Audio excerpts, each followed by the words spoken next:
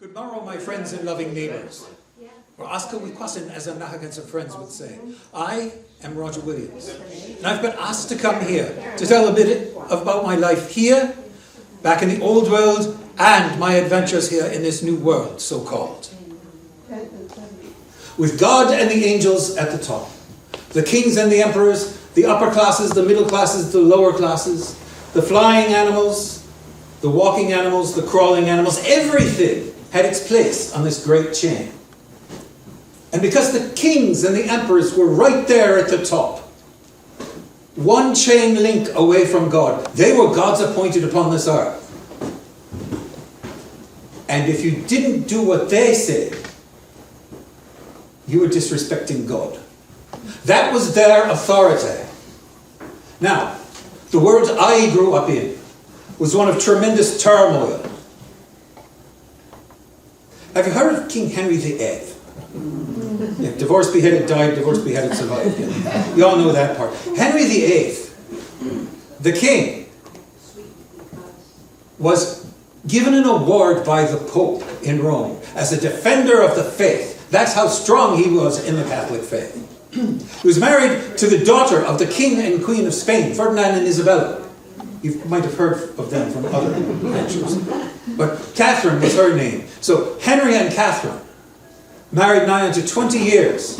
And they had a daughter, Mary. But Henry wanted a son. And why did he want a son? Well, Henry's father became king after 30 years of bloody civil war in England. The War of the Roses.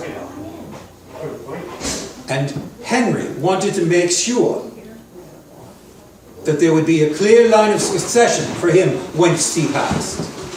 So Henry, looking to have a son, and after 20 years of no good luck with his wife Catherine, blaming her, as he would, he writes a letter to the Pope in Rome asking for divorce from his wife Catherine. The Pope is about to grant it when the Pope receives a letter from the King of Spain telling his nephew, the Pope, you see the way things work, not to grant that divorce. Henry, being the kind of person he was, well, if the Pope is not going to grant us a divorce, we are going to take England and break it away from the Catholic Church and establish the Church of England. And who better than Henry himself to be the head of the Church of England?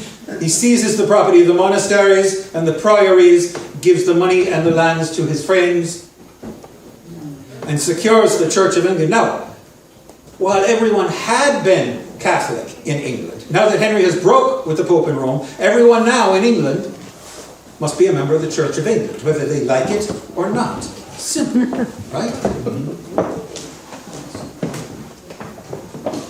Henry's second wife has a daughter. She rapidly loses her head, and they go on and on. Finally, eventually, Henry has a son, Edward. And eventually, at the ripe old age of 54, Henry passes away. And his son Edward becomes king. Edward is 12 years old. He's not in much for controlling of the country. He has people minding him and guiding him, so the Church of England stays where it is. But Edward only lives a few years as king. When he passes, his sister Mary becomes queen. Mary, the daughter of Catherine, the daughter of Ferdinand and Isabel of Spain, is a Roman Catholic. Now, everyone in the country must go back to the Roman Catholic Church, whether you like it or not, whether you believe it or not. And Mary was very convincing. You could be arrested, you could be fined, you could be jailed, you could be tortured, or you could be executed for not being a member of the Catholic Church. She did it so well that she earned herself a nickname. And that name is? Excellent audience. Bloody Mary. Luckily for England, she only lived for a few short years as queen. Then her stepsister, Elizabeth, becomes queen. Elizabeth wants to be seen as a strong and independent woman, much like her father Henry. So, she brings everybody back to the Church of England. Whether you like it or not, whether you believe it or not. Again, persecuting all those who don't.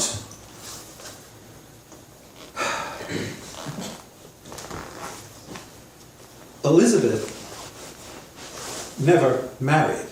So that ghost in the back of everyone's head is still there. Who's going to succeed her once she passes? And it's worrisome as she ages. She's queen for almost 50 years. Never marries. No legitimate heir to the throne. So as she gets older and older, people start making deals. And there's one fella in particular. The King of Scotland, King James VI of Scotland, starts making deals with all the different religious groups in England, promising them he would not persecute them if they support him to be the next king. He also makes deals with groups of nobles, with groups of landowners. So, once Elizabeth passes in 1603, James comes down from Scotland and is appointed King James I of England, and promptly breaks every single one of those promises. He goes so far as to have his people create their own translation of the Bible. It's known as the King James Version. Blasphemous. During all this time, there are various religious groups that are popping up in secret throughout the country, because there was this great invention founded in Germany, that started getting the word out to people. This is during Henry's time. It's called the printing press. They make booklets and pamphlets, and they could make rapid copies of the very same thing. Instead of being written out by hand, they could print them and have hundreds of copies in the time it takes to make one. And these could be distributed. And there were all different kinds of religious groups throughout England. There was one group called the Familists, who believed that we were all one family of God and should share everything, with each other. There are Anabaptists who did not believe in infant baptism. There was a group that outsiders called Puritans. They wanted to go back to Scripture, the Geneva Bible version, and use that as the source of it. Get rid of all the trappings of the Roman Catholic Church and fix the Church of England. Purify it. That's where they get the name Puritans. This is the world I grew up in London, the centre of all of this. I grew up on Cow Lane, just down the street from Smithfield, which is the great cattle market. You can imagine what was happening on Cow Lane when they were selling cattle at the cattle market. You can imagine the sound of all those cows going to market. You can imagine the smell of all those cows going to market. But there's also something else that happened at Smithfield at the end of August each year. St. Bartholomew's, one of those priories that had been dissolved, was still in existence as a hospital. And it held St. Bartholomew's Fair at Smithfield. This would bring talent from across Europe and all over England to come there and perform. There'd be actors, there'd be jugglers, there'd be fire eaters, there'd be Punch and Judy shows. All of those things going on. And there'd be food from all across Europe being sold. There'd be spectacles to see. There'd be athletes and acrobats and all of these things, all in Smithfield, for everyone to come and watch. And trust me, everyone came. From the highest nobility down to the lowest pickpockets and prostitutes. They all came to this place every August. It was the one place where all of society could mix together. And as a young lad, sometimes, all of this noise was a little bit too much. And I would seek to get away from it, but it trickles down the side streets around there. There was one place I could go. My parish church, St. Sepulchre's, was just down the road. And it had a hedge and a wall around it. And if I could get inside or around that hedge and wall, the garden of the church was a quiet sanctuary that could get away from the noise of the outside world. It was at that parish church that I met two people. One of them, Captain John Smith. You know him from Virginia? That was his church as well. And he also, my mother ran how does one say this? A tavern, if you would. And he would sit in the tavern and tell stories about this new world, so-called, across the ocean. About the native peoples that lived there. And I'd be sitting at my mother's side or go down by the fire and listen to Captain Smith tell stories about this place all across the ocean. How wonderful it was, how wonderful the people were. That was my introduction. The other introduction was at St. Bartholomew's Fair, where sometimes they would have native peoples from this world over here put on display at the fair, along with other animals, if you would. Have you seen a moose? We have deer in England. They're about this big, the red deer. The moose is such a grand animal. But that's growing up there. Now, in this same world, everyone is looking over everyone else's shoulder to see what they are doing. And if you have even slightly inclined towards a different religion than what the king has established, someone would go after you. There were spies everywhere. I went to Cambridge University. My mentor in London was the Chief Justice of England. He had me go take notes at court and at Parliament. I had taught myself shorthand, so I could take notes as quickly as people were speaking. A speaker rises in Parliament, and I could take down his entire speech and bring it back to the Chief Justice, so he would know what was going on. I could go to court and hear decisions being made and write them down word for word and get them to the Chief Justice. I could hear conversations in the hallway and write them down word for word and get them back to Sir Edward Coke. He saw my promise, sent me to Charterhouse School and then on to Cambridge University. It's been a hotbed for all kinds of social disruptions since its very founding. And the Puritans there were very strong, and that's where I learned about this Puritan way of looking at the world. And I became myself one of them. And we found that we were being hounded everywhere. I graduated and became the chaplain at a manor house in Essex. Oates was the manor house name. In a little place called High Laver. It's a crossroads, it's a beautiful manor house and a very nice church. All Saints. I'm a chaplain there. It's where I met my wife, Mary. I fell ill and she was the one tending me. And I opened my eyes after 2 weeks of fever and saw her face, and that was it.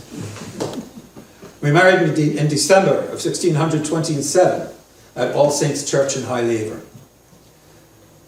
But the atmosphere in England was getting so that you could not express any of your differences in religious opinion and lead a healthy life. This group that I'd gotten out of Cambridge with and joined up across the countryside of Puritans convinced the king that they should let us have land across the ocean in the New World. Other English had fled years before and founded a town called Plymouth, not too far from here. But this group of people, led by John Winthrop, got a charter for a colony in the Massachusetts Bay. And they come across with 7 ships, started building their town, and the very next year I came across with my wife and come to Boston. They knew me, they're my friends. They offered me the position of minister there. But I looked around and I realized something very profound. We had left England because generation after generation after generation of reform and reform and reform led to nothing but more persecution, more hardship, and more bloodshed. The recipe of persecution in the old world is written into the very rocks and stones, the very bones of the old world. And here, in this new world, my friends had taken that same recipe and just changed the name of the soup. I refused them. Went up to Salem, which was a small town with a very more liberal-minded way of looking at the world, and became the minister there. Boston magistrates put pressure on Salem, said, get rid of this Roger Williams person and we'll give you some land that you wanted from us. So Salem has to figure things out. Do they want land or Roger? Land, Roger, land, Roger. Land, bye-bye Roger. There's only one other place I could go, and that was to Plymouth. So I went there. I became a teacher and assistant minister at Plymouth. These people were different. They were not Puritans. They were separatists. They wished to break away entire from the Church of England. Have each congregation be their own unit. No bishops, no cardinals, no hierarchy outside of the congregation. This fit with the way that I was looking at the world at this time. But one of the things that I started preaching there disquieted many of them. I said, a minister should not be paid. He should do it because that's what's in his heart. Have a work in the general community and do this in his spare time. Do this as an extra to the community. This didn't go over very well with a lot of people. But that also meant that I needed a job. I'm a city boy from London. I don't know how to farm. I don't know how to fish. I certainly don't know how to hunt. But what I do know how to do is trade. My father was a merchant tailor. This isn't just someone that makes suits. This is the person that makes the bespoke suits for the people at court and at Parliament. The very nice suits, meaning the very nicest of fabrics, which means he would go down to the docks. Instead of going to the cloth market, he would go down to the docks when the ships from Italy and Turkey and everywhere else were coming in and start talking to the sailors on board to see if he could get some of the fish, some of the cloth, before it came off the ship. Getting it much cheaper than the markup would be at cloth fair. Has any of you ever done this? When the fishing boats are coming in, go talk to the sailor and get some of the fish before they're sold. But to do this, it helps if you speak Italian, or you speak French, or you speak Dutch. And that's where I learned the power of different languages. When you learn a new language, you learn a whole way of doing things. But this was a skill that I learned. I picked up Dutch, French. For school I had Latin, Greek, and Hebrew.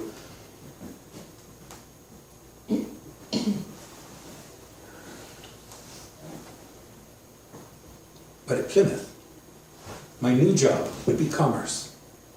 I took English goods, knives, kettles, hose, axes, blankets, coats, and I went out among the native people here.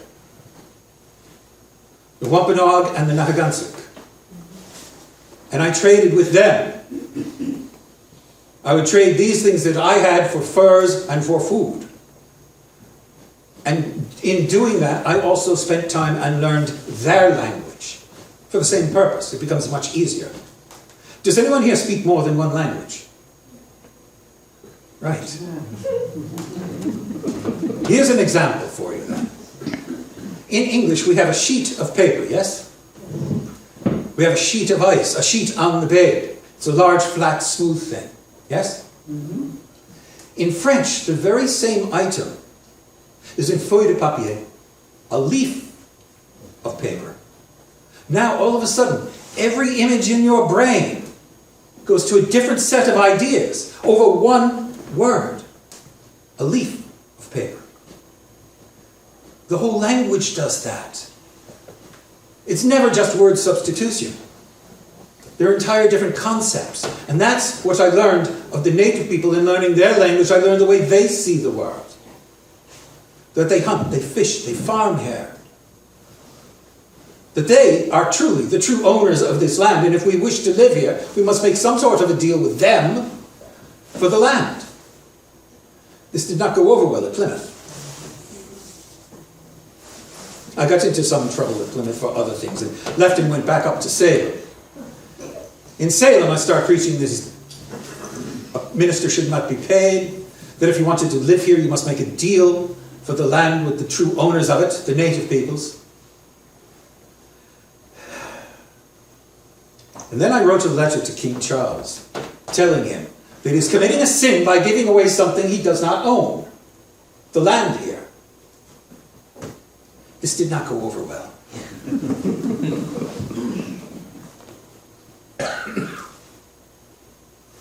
In October of 1635, the authorities in Boston sent soldiers and arrested me up in Salem. They brought me back down. They sat me in the courtroom and they said this to me. They said, "Roger, we don't care what you believe. Just don't preach it in church anymore." Think about that. Think about that. We don't care what you believe. Just don't tell anybody about it. We had come across that grand ocean, 2 months at sea, tremendous hardship for our soul's sake. Come here. And we don't care what you believe as a minister. Just don't tell them those dangerous things. They started making religious compromise for the sake of the charter that they had, because the charter came from the King of England, who's the head of the Church of England. So as not to anger him and have the charter taken away, they made religious compromises. They traveled all the way across the ocean for their soul's sake, and now they're putting it in jeopardy. I refused. So they put me on trial. You know what my crime was? Having new and dangerous opinions. New and dangerous opinions. They convicted me. And then they sentenced me to exile back to England. But I was very ill at this point. So they let me stay till January. As long as I didn't preach my dangerous opinions in church, I could stay. I agreed to this because of my illness. And I kept my word. I did not preach my dangerous opinions in church. I talked about my opinions at the kitchen table after services, and suddenly my house is more crowded than the churches are. In January, the word got back to Boston that this was happening, and they sent soldiers again to arrest me and put me on the next ship back to England. Someone warned me that the soldiers were coming. This is a New England winter. And I've been informed that you had a quite harsh winter yourselves this year, yes? That your snow was maybe this deep? And it was cold? It was like that, only colder. For the Narragansett Bay had frozen o'er. But the snow was hip deep. Being a city boy now, I am on the run. I must leave Salem immediately, off into the wilderness. Even if I knew where I was going, I would have gotten lost. For all the trails were covered with snow as much as the fields were. I was near froze to death when a Wampanoag hunting party found me, took me in, gave me shelter and food, and warmed me, and helped me through that winter. And in springtime, Osamequin, the Massasoit of the Wampanoag people, gave me a piece of land along the 10-mile river.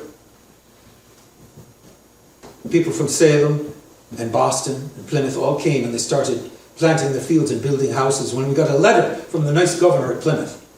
And he said, Roger, as much as we like you, you're still within the bounds of the Plymouth colony. Just go across the river and we can all live as neighbours. Grand. I go down the 10-mile river and then down the Seekonk River and across to the west side of it, and there's a large rock jutting out into the water. And there I met a group of Nahagansuks who greeted me with 3 words.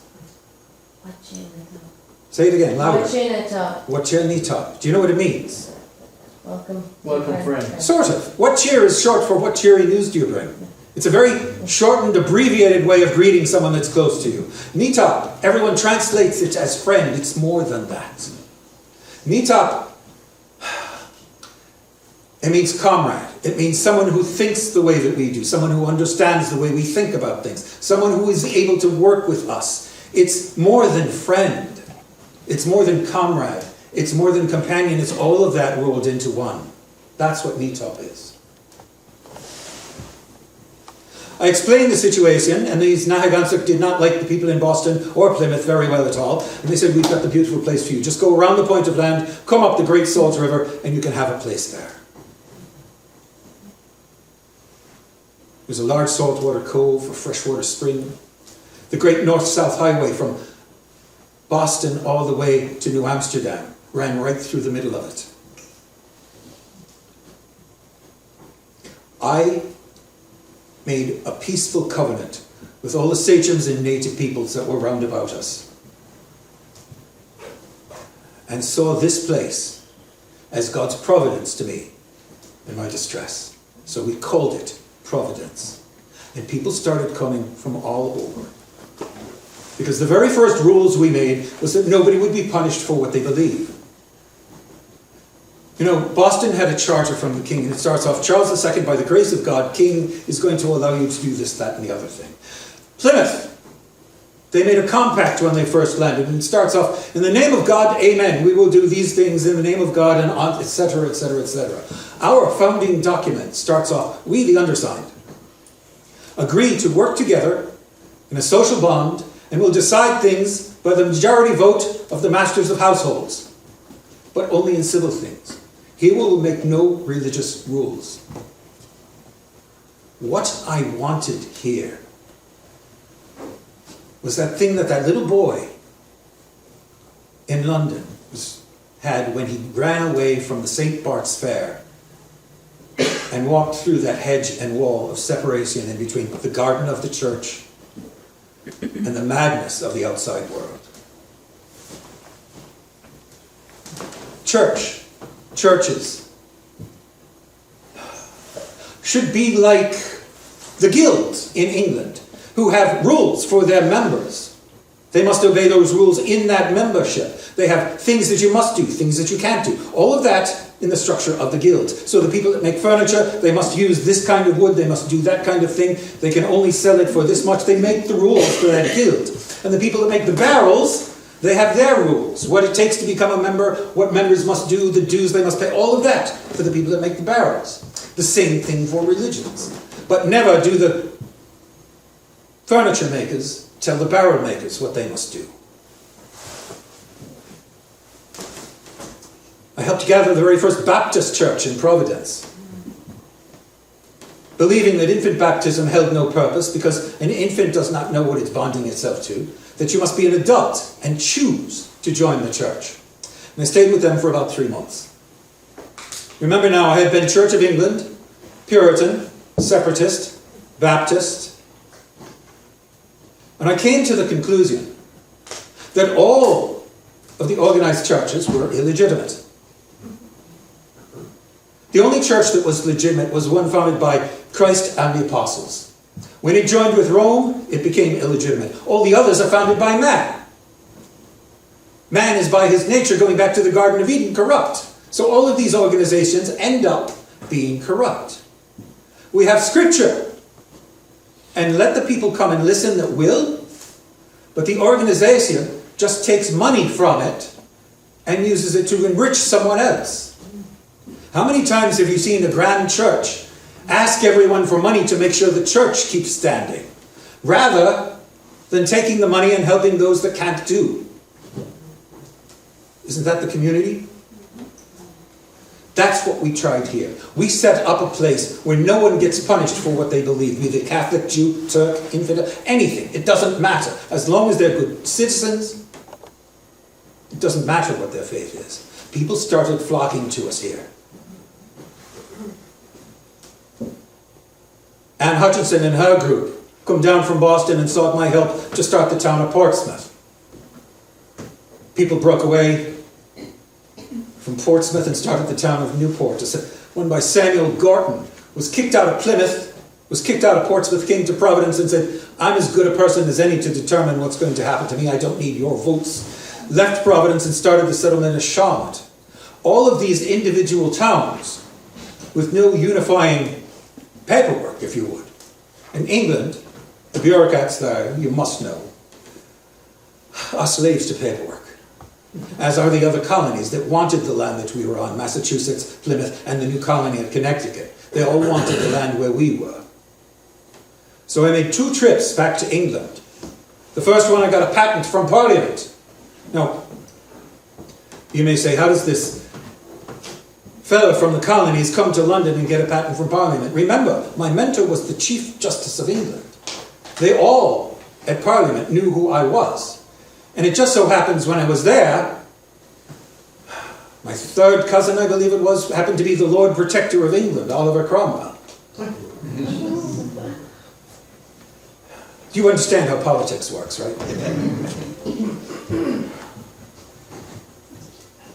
When I was there, I spent a good amount of time, the first time I was there, I spent a good amount of time with a friend of mine who was a poet. And he gave me refresher courses in Greek and Latin. I gave him lessons in Dutch. And years later, he wrote a fantastic poem that there's a part of it that oft I think sounds like he was taking my ventures here in this new world and putting them in to give a character in that poem some depth. Can I read a piece to you? Yes. I have a small pocket book here. Let me take this out.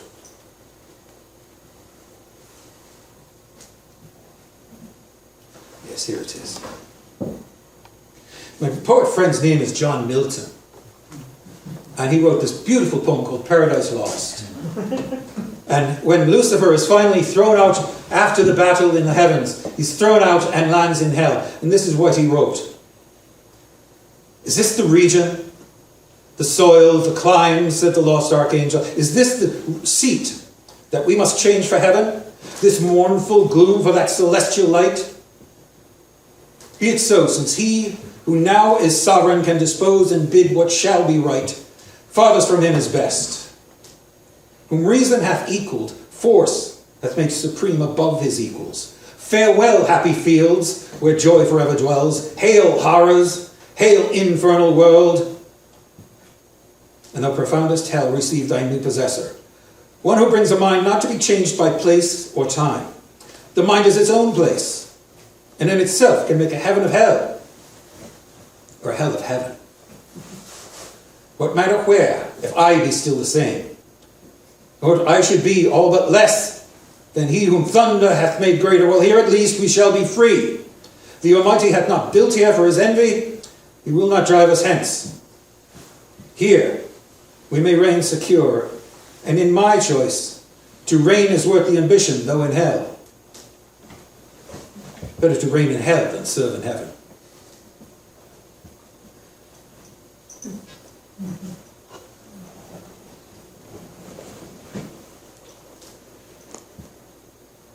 I brought back a patent from Parliament. Providence plantations in Narragansett Bay, in New England, in America. And it gave religious freedom to everyone. It did not give political power to the people that wanted it most, though. For those down in Newport wished to see themselves as grand landowners. One of them, by the name of Coddington, declared himself governor for life. So I went back to England with John Clark from Newport, seeking more paperwork to clarify the situation. I had to come back earlier, and Clark spent 12 years working on this, until Charles II was brought back to the throne. But in 1663, Rhode Island received a charter from Charles II. Grand piece of work. And it says, in this place, we will try a lively experiment to see if you can have a good government separate from religion. In this place, no person may be punished for what they believe. This was amazing. Everywhere else in the world, people are fighting over how many angels dance on the head of a pin and shedding blood for countless numbers of souls. And here, no person can be punished for what they believe. But that's only part of it. For I wrote in a book many years before this that the foundation of civil power lies in the people. They have the right to create a civil government that meets their needs, has as much power as they give it, and lasts only so long as it serves them. Well, this charter allowed us to elect our own governor from ourselves, our own General Assembly. No other colony could do that. The other colonies, they had a royal governor appointed, a friend of the king, who would come over, stuff his pockets full of cash, and go back to the old world and live like royalty. Here, our governor would be one of us. And if you didn't like what they're doing, you go up and knock on their door. Say, don't do that. This charter gave us more freedoms and liberties. They expressed it and protected them than any of the other colonies and possibly any of the countries in the old world. How did this really work? The oldest synagogue is down in Newport. Jews came from Brazil to here, for here they would not be punished. The very first Baptist churches in Providence, the Quaker Meeting House in Newport, the oldest one.